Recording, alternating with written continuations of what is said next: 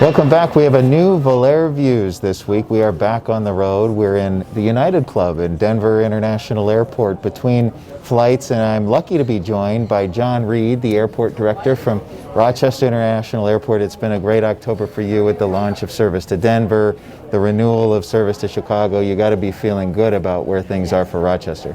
Absolutely. Feeling good about where we're at today. Given the pandemic, United's back in the market and launching a new city. We're excited about that, and feels great. And I wanted to talk to you specifically today about something that's on the mind really of every airport director in the country, which is how do we hold ourselves over financially until we get to a vaccine or a treatment where people are back to traveling like they did before. And I know you've spent countless hours, because we've talked about it, prioritizing what you needed to do. And I think it'd be helpful for other directors to hear from you what you've done. And so with that in mind, you know, when we hit this February, March, April, what were your priorities?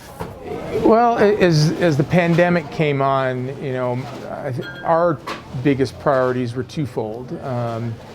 Taking care of our employees, and doing our best to maintain and take care of our partners in the industry. So, you know, the airlines, car rentals, parking lot, restaurateur, everybody, because we need those partnerships. And we, right in the outset, as we got into April, and could really see the bottom falling out of the market. Really, within our own administrative staff, really began to take a hard look at what expenditures are and what was the value of that, and really culled back those expenses to really base operational need and base staffing, till we could begin to take a look at what the future is going to look like. I don't think anybody even has a real timeline yet. We've got our own guesses as to what we hope will happen, but we've always got a backup plan to if the pandemic continues to slide further into 2021. Where are some of the specific places you were able to pull down spending? Some of the specific places we pulled down spending was in contracted staff. We did make some operational decisions and shifted some of our employees off of the airfield where we have a blended crew. We moved some of those employees into interior maintenance and did unfortunately have to set some of our contracted employees aside because they were more versatile. Our base employees held more versatility for what we were doing. Worked with a lot of our partners to allow them to draw back, so that they were able to cut down on some of their operational expenditures, in specific the restaurants, and specific the parking lot.